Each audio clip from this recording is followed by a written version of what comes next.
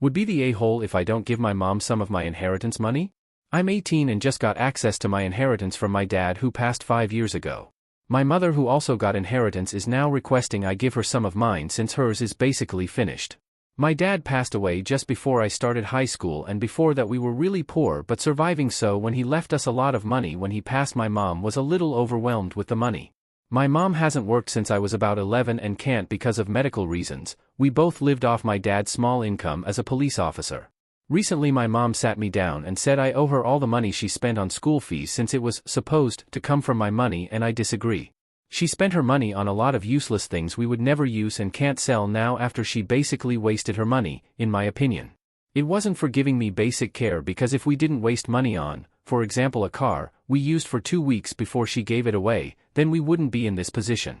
I don't feel like I can trust my mom with the $500,000 she requested. I want to save my money for my future, and I feel like the money I give her will barely last her a year as she spends so much on unnecessary things.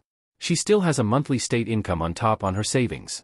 She would be fine without my money. Her home she is in provides care and food for her and a reasonable price she can afford without savings, but she refuses to eat their perfectly good food because it's not up to her standards and says that's what her savings are for, to buy food, but the numbers don't add up. I'm in a boarding school with reasonable prices that wouldn't do as much damage as she claims, so I don't understand how she ran out of money and why she wants so much from me. Would I be the a-hole to refuse to give her money my dad left me?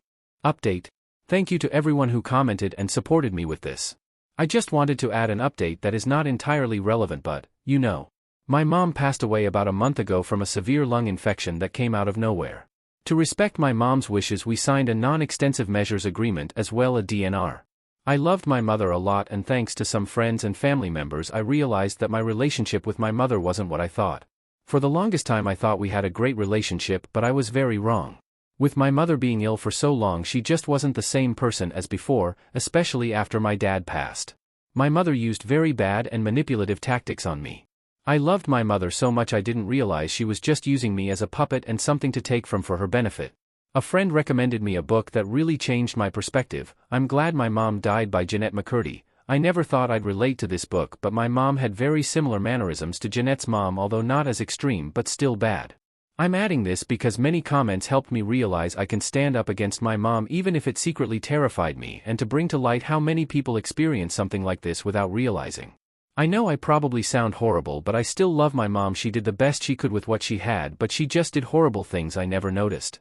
I'm sorry if my update does upset some people, but in my original post I downplayed a lot of what the actual story was because I was scared of what people might say and to create a bad image, even though it was a bad situation no one should be put in at the age of 18. I'm currently under my sister's, 33, guardianship, and I'm from South Africa, to clear some air about that. I hope this helps someone or is at least understanding to my situation.